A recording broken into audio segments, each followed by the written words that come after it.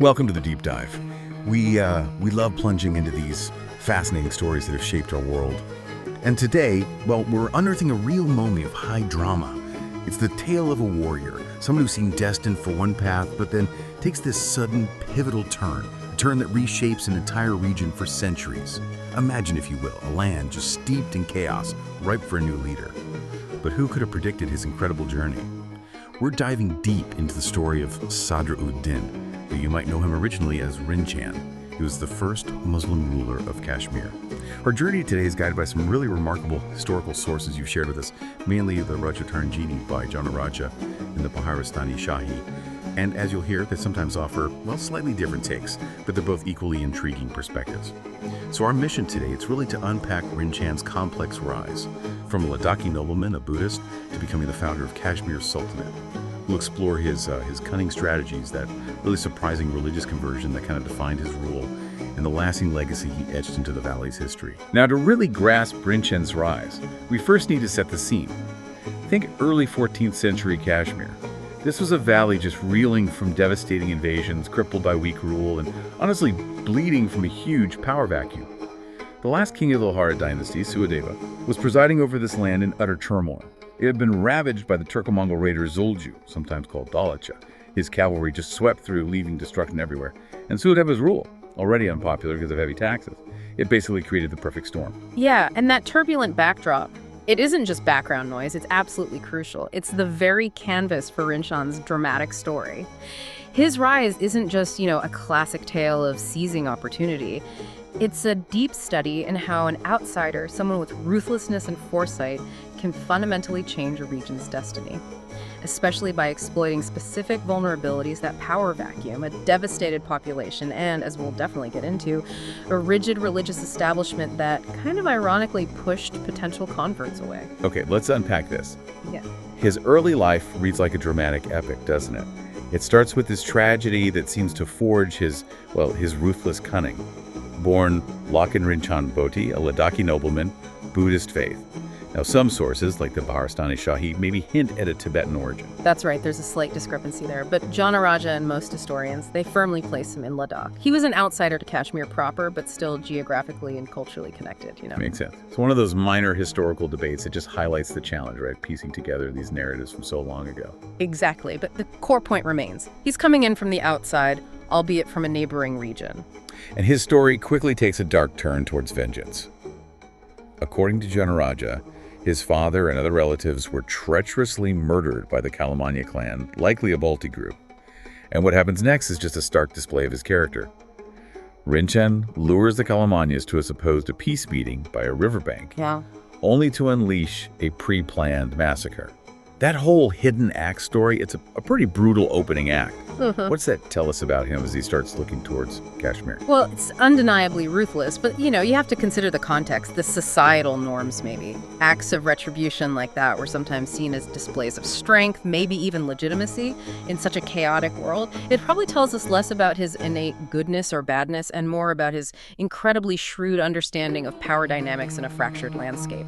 That capacity for decisive, even brutal action would definitely serve him well later on. Okay, so that victory gave him some breathing room in Ladakh, but there were still too many adversaries. So around 1313, Rinchan, always looking for an opportunity, moves into Kashmir. And he lands right in the middle of Suadeva's very fragile reign. Absolutely. And Kashmir at that moment, utterly devastated by Zulju. The Turco-Mongol raider had left the valley in complete disarray. The elites were dead or had fled. Suadeva's legitimacy, which was already shaky, was just shattered. It was a power vacuum, practically screaming to be filled. And Rinchan wasn't just stumbling into opportunity, he was actively hunting for it. Right. And he quickly gets an initial foothold. He's welcomed by Ramchandra, the governor of Lahara, who lets him settle in Gaganagiri. And King Suadeva, in this classic, almost predictable miscalculation, actually hopes to use Rinchan to keep Ramchandra in check, thinking he could play them off each other. A big mistake. Rinchan was far too shrewd for that. He quickly started amassing wealth. And reportedly through some pretty controversial means like selling Kashmiris as slaves back to Ladakh. Wow, that's a dark detail. It really underscores the complete lawlessness and desperation during Zulju's invasion, doesn't it? That sort of thing just went unchecked in the chaos. It really does. It shows the sheer societal breakdown. When basic morality is just suspended and the state can't enforce any kind of order, figures like Rinchan can operate with very few constraints. They exploit the very weaknesses that brought Kashmir low in the first place. Okay, so Zulju eventually leaves. Sources differ a bit on why, maybe the harsh winter or maybe lack of resources. Yeah, Janaraja mentions the winter. Baharstani Shahi points to dwindling supplies. Either way, he's gone. And the valley is in utter disarray. Sudadeva's rule is crumbling. And Rinchan sees his moment. This is where it gets really interesting. What happens next? Rinchan, who's clearly been watching everything very carefully, starts building his power base meticulously. He raises this loyal group of soldiers in Lahore, and he does it cleverly, taking advantage of local permission to form armed groups, supposedly to fend off robbers. So it gives him a legitimate cover to train and assemble what's essentially a private army, right under the nose of Ramchandra. Ramchandra, the powerful governor who'd initially welcomed him. Now he's the main obstacle. Exactly. He's the gatekeeper to the real power Rinchan wants. And this leads to that incredibly cunning coup, the cloth merchant's ruse. Can you walk us through that? It's brilliant in a ruthless sort of way. Over several days, Rinchan manages to smuggle his Ladakhi allies into Lahore fort, disguised as, yes, cloth merchants. Just a few at a time, probably, so as not to arouse suspicion. Wow. Once he has enough men inside, they make their move. They assassinate Ramchandra and seize control of the fort. And then to consolidate, he marries Ramchandra's daughter, Kodarani. He does, and he imprisons Ramchandra's remaining relatives. That marriage to Kodarani, the daughter of the man he just killed, it was more than just a common tactic of the time.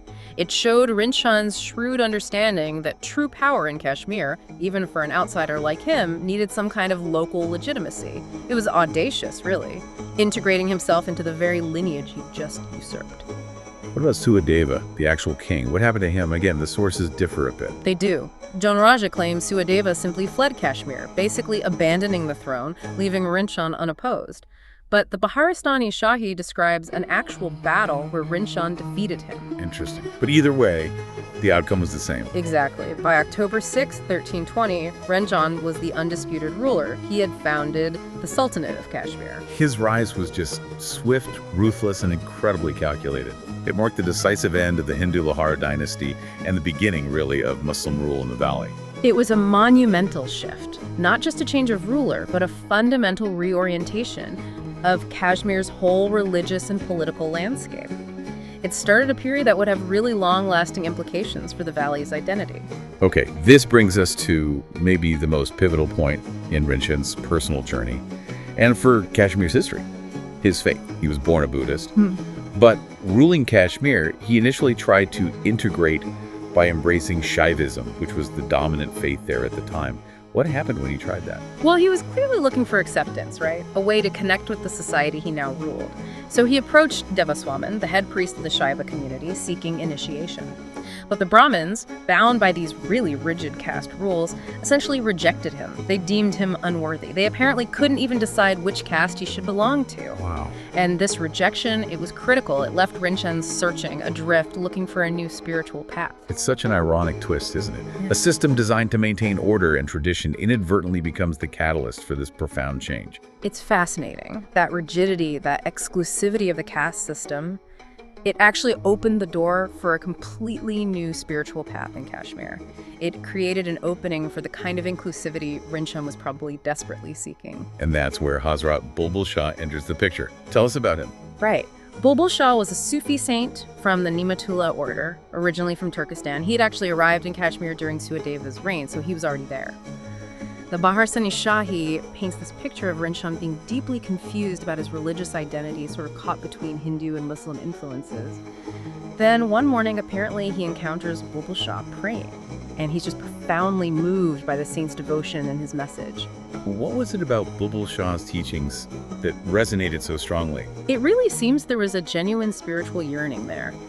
Bulbul Shah's message, typical of Sufism, emphasized compassion, unity, the love of God. Unlike the rigid structure and, frankly, the rejection Rinchan had faced from the Shaivites, Sufism offered a much more welcoming, accessible, maybe more personal spiritual path. For Rinchan, it seems, this was the answer he'd been looking for. So, inspired by Bulbul Shah, Rinchan embraces Islam. He adopts the name Sultan Sadr'ud-Din. And just like that, he becomes the first Muslim ruler of Kashmir. a moment that would just reshape the valley's cultural and religious fabric for centuries to come. GMD Sufi even suggests that Bulbul Shah's influence led to pretty significant conversions, not just Rinchan, but in his court, and among common people too, maybe up to 10,000. Yeah, those numbers, like 10,000, they might be a bit exaggerated, as historical numbers often are, but the impact, undeniable. Rinchan's conversion, it wasn't just a personal choice, it absolutely set the stage for Kashmir's long-term religious and cultural transformation. It was likely both things at once, a genuine spiritual awakening perhaps, and a really shrewd strategic move for a foreign ruler in a new land. It secured him new bases of support and gave him a legitimacy that the old system had explicitly denied him. Okay, so despite this ruthless rise, his actual reign was quite short, wasn't it? Only about 3 years, from 1320 to 1323 CE. But remarkably impactful. Both Jonaraja and the Baharastani Shahi, despite their different perspectives sometimes, they both praise him as a just and kind ruler, someone who restored order after all the chaos of Zulju's invasion. How did he manage that turnaround in public perception so quickly? It is quite the paradox, isn't it? But his administration, once established, seems to have been really committed to the rule of law, and crucially, applying it equally to everyone. He focused intensely on restoring peace and order. Sources say he was even quite ingenious at resolving disputes. And this earned him the admiration of his subjects. People apparently genuinely believed Kashmir's golden age had returned. He wasn't just conquering, he was governing, and governing effectively. And his most enduring legacy, maybe beyond the peace he brought, is his role in actually introducing Islam as a state-supported religion. Under Bulbul Shah's guidance, he builds Kashmir's very first mosque in Srinagar, near Ali Kadal. It's often called Bulbul Langar, or the Royal Mosque. Yes, a relatively small structure initially, maybe just one room, right on the Jhelum River, but symbolically hugely important, and he didn't stop there. He also established a khanqah, which is a Sufi hospice, also named Bulbul Langar. This was apparently a 3-storied wooden building where new converts could gather, and critically, he endowed it with revenue from villages in the Nagam area. That income supported the staff, provided for travelers, helped the poor. It showed a real commitment to building a lasting infrastructure for the new faith, not just converting personally. What's also really striking is how his court seems to have become this model of, well, maybe early inclusiveness, sort of foreshadowing what later became known as Kashmiriyat, that unique blend of traditions. Absolutely. You see it in his appointments. He appoints Shamir, remember him, the Persianized Turk from Swat, as his prime minister. He even entrusts his own young son, Haidar Khan, to Shamir's care, which, in hindsight, we'll get to that. Right. And even Ramchandra, that's Ramchandra's son, Chand's brother-in-law, from the marriage to Kodrani, he's made commander-in-chief. And he converts to Islam too, becoming a close associate. Yeah, that blend of Muslim and Hindu officials, even family members from the old guard converting and staying close. Yeah. It really shows his effort to bridge divides, to create some stability. He wasn't just imposing a new religion, he was trying to weave it into the existing fabric, creating a unified administration. And that strategic marriage to Kodrani, though forced initially, was incredibly important for legitimacy. She remained a powerful figure. But this period of stability and progress, it was tragically short-lived. His reign came to a pretty sudden and violent end. It did. In 1323, just 3 years in, a rebellion breaks out. It's led by Taka, a former vizier who felt sidelined and apparently instigated by Udayana-deva, who was Suhadeva's brother. Still claimants lurking around. And they attacked Rinchan directly. Yes, launched an attack right in the royal palace. Rinchan was severely wounded, a serious blow to the head. So bad, in fact, that the rebels thought he was dead and actually started fighting amongst themselves over the spoils. But he was dead. Not yet, not yet. Rinchan, resilient as ever, somehow managed to rally and ruthlessly suppress the rebellion. He executed the conspirators and their families very brutally. But that head injury, it had lasting consequences. It did. It left him with chronic, debilitating headaches that eventually proved fatal. So he died from the injury? Ultimately, yes. His condition worsened, and he died on November 25th, 1323. His remains were interred near the Bod Masheed, the great mosque in Srinagar. His tomb was actually rediscovered much later, in 1909, by the archaeologist A.H. Frank. It was reconstructed in the 1990s. And just before his death, he made that fateful decision, entrusting his young son, Haidar Khan, and his wife, Kodrani, to Shamir. Yeah. It raises that question, doesn't it? How often does a leader's final decision, something that seems practical or maybe even wise at the time, end up having these huge unintended consequences for their own legacy? And in this case, massive consequences. Because that decision basically handed the keys to Shah Mir, didn't it? Pretty much. Shah Mir later imprisoned both Haidar Khan, the rightful heir, and Khuda-Rani. And that paved the way for him to seize power himself and establish his own Shah Mir dynasty in 1339. So looking back, Rinchan's legacy is, well, it's incredibly complex. It really is. His brief reign, despite the violence at the beginning and end, officially marks the start of the Kashmir Sultanate. The Kashmiri era actually begins with his accession in 1320 CE, or 720 AH in the Islamic calendar. His conversion, his patronage of Bulbul Shah, and the building of the first mosque and khanqah that laid the essential groundwork for Islam's widespread adoption in the valley. But it's definitely complicated. He brought stability after chaos, introduced Islam as a state religion, but those methods, the assassination of Ramchandra, that earlier report of slave trading, undeniably controversial. Absolutely, you can't ignore the ruthlessness. And yet that rejection by the Brahmins, it feels like such a pivotal what-if moment in history.